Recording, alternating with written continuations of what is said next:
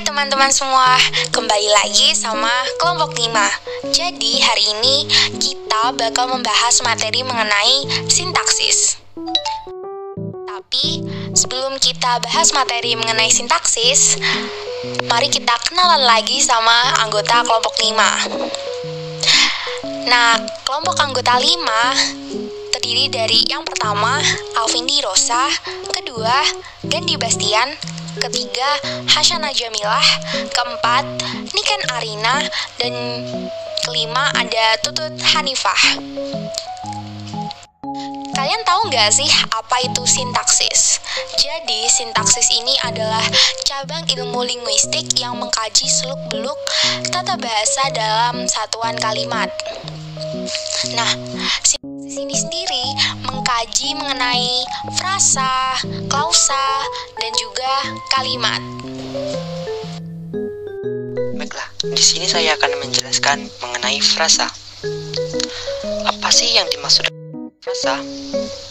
Frasa atau frase adalah gabungan kata yang bersifat non-predikatif. Artinya frasa hanya terdiri dari satu fungsi, bisa terdiri dari subjek, bisa juga terdiri dari verba, keterangan, dan pelengkap. Jenis-jenis frasa. Yang pertama, ada frasa exosentrik. Frasa jenis ini tidak memiliki konstruksi sama dengan unsur atau komponen pembentuknya. Artinya, salah satu komponen dari frasa exosentrik tidak dapat saling mengisi ketika dipisahkan. Misalnya, frasa di sekolah. Pada kalimat Mika les piano di sekolah. Ketika salah satu unsur frasa di sekolah dihilangkan, maka tidak dapat menduduki unsur keterangan. Yang kedua, frasa endosentrik. Frasa ini memiliki distribusi sama atau setara, sehingga ketika salah satu unsur dihilangkan, frasa tersebut akan tetap dapat digunakan.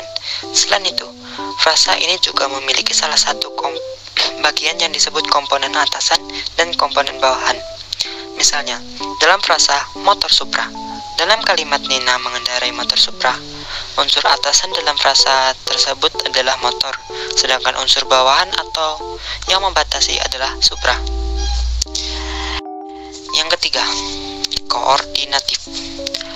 Frasa ini memiliki komponen pembentuk terdiri dari dua komponen atau lebih yang sama atau sederajat. Karena bentuk yang sederajat, maka frasa ini dapat dihubungkan dengan konjungsi koordinatif tunggal seperti dan, atau, tetapi, maupun, dan lain sebagainya. Misalnya, frasa panjang pendek dapat diselipkan konjungsi koordinatif menjadi panjang dan pendek, dan pendek dan panjang. Klausa. Klausa adalah penggabungan kata terdiri atas subjek dan predikat. Klausa biasanya dilengkapi dengan menggunakan objek, pelengkap, dan keterangan, sehingga bisa ditarik kesimpulan bahwa klausa lebih lengkap dibandingkan dengan frasa. Akan tetapi, klausa belum menjadi sebuah kalimat karena tidak mempunyai intonasi akhir. Ciri-ciri klausa: 1. Memiliki satu jenis predikat. 2. Klausa termasuk dalam bagian dari kalimat plural. 3. Tidak memiliki intonasi akhir, karena jika ditambah dengan intonasi akhir, maka akan menjadi sebuah kalimat. Yang keempat, memiliki subjek secara tertulis maupun tidak tertulis. Unsur-unsur klausa. Klausa memiliki dua unsur. Yang pertama, unsur inti yang terdiri dari subjek dan predikat. Yang kedua, unsur yang bukan inti, terdiri dari objek, pelengkap, dan keterangan. Jenis-jenis klausa. 1. Berdasarkan strukturnya. Berdasarkan strukturnya, klausa dibagi menjadi dua jenis, yaitu klausa bebas dan klausa terikat. 2. Berdasarkan kelengkapan. Berdasarkan kelengkapan, unsurnya dibagi menjadi dua macam, yaitu klausa lengkap dan tidak lengkap. Yang ketiga, berdasarkan kata negatifnya. Berdasarkan kata negatifnya, jenis klausa dibagi menjadi dua macam, yaitu klausa negatif dan klausa positif. Yang keempat, berdasarkan fungsinya. Berdasarkan fungsinya, klausa dibagi menjadi 5 macam, yaitu fungsi pengisi subjek, fungsi sebagai predikat, fungsi sebagai objek, fungsi sebagai pelengkap, dan fungsi sebagai keterangan. Yang kelima, berdasarkan unsur yang memiliki predikat. Berdasarkan unsur yang memiliki predikat, klausa dibagi menjadi beberapa macam, yaitu klausa verbal, transitif, nominal, proporsional, dan adjektiva.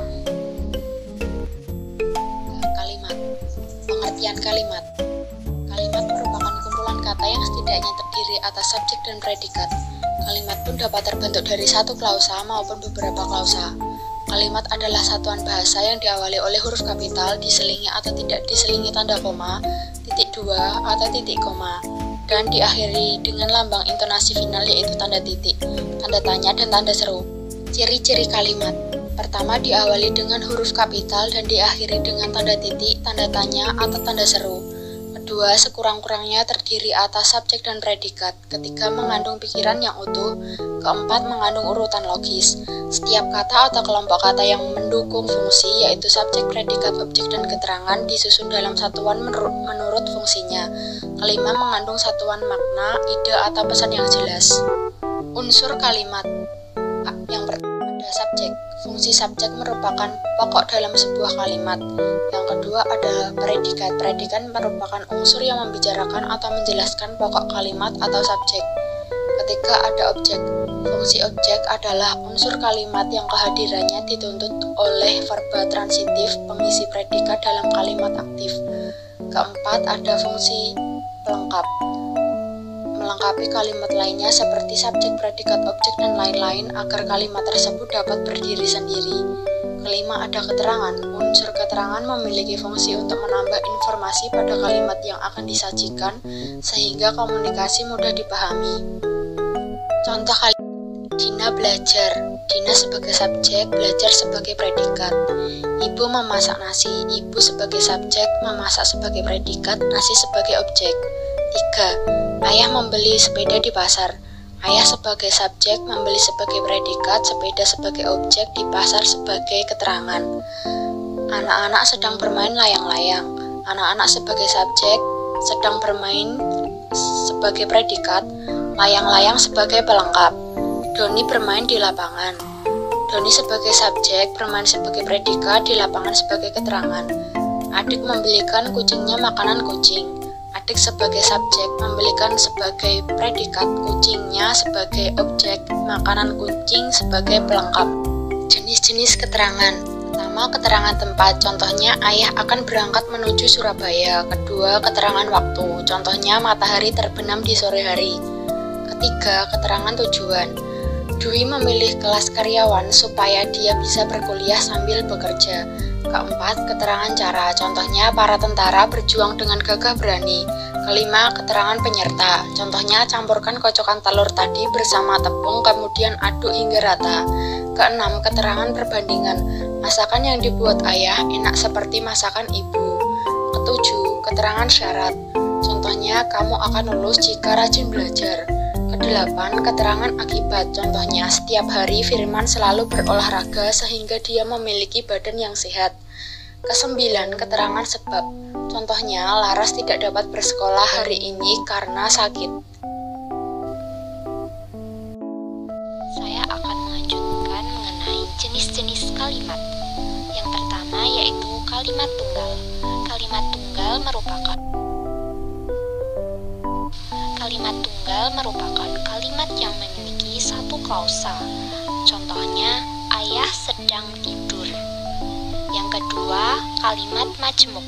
Kalimat majemuk adalah kalimat yang memiliki lebih dari satu klausa.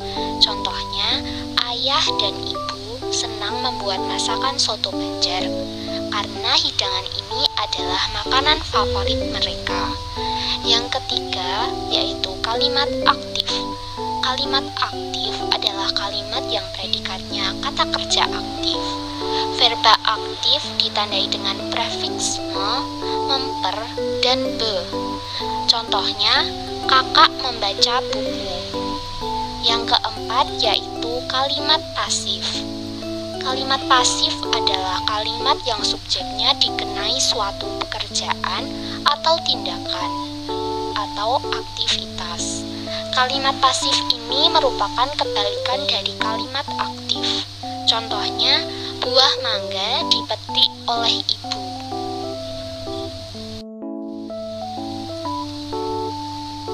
Yang kelima yaitu kalimat langsung. Kalimat langsung merupakan kalimat yang menggambarkan ucapan, sehingga kalimat ini ditandai dengan tanda petik. Contohnya, ibu berkata, "Sayang, hari ini kita makan buah yuk." Yang selanjutnya yaitu kalimat tak langsung. Adalah kalimat yang mendeskripsikan ucapan kembali dari seseorang. Biasanya kalimat tidak langsung ini merupakan kalimat pasif dan berupa kalimat perintah. Contohnya, mereka berkata bahwa semua orang memiliki hak untuk berkarya sesuai jalurnya masing-masing. Yang selanjutnya yaitu kalimat perintah. Kalimat perintah adalah kalimat untuk memberi perintah kepada orang lain dalam menjalankan sesuatu. Biasanya kalimat ini ditandai dengan tanda seru jika dalam bentuk tulisan, sedangkan dalam bentuk lisan ditandai dengan intonasi atau nada tinggi. Contohnya, "Silahkan Anda meninggalkan ruangan ini." Yang selanjutnya yaitu kalimat tanya.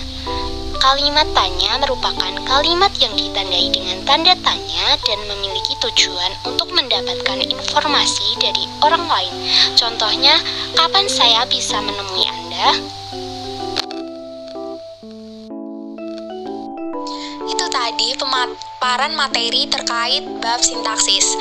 Semoga dengan adanya video ini bisa menambah wawasan kita dan juga membantu teman-teman semua. Terima kasih, sampai jumpa di video selanjutnya.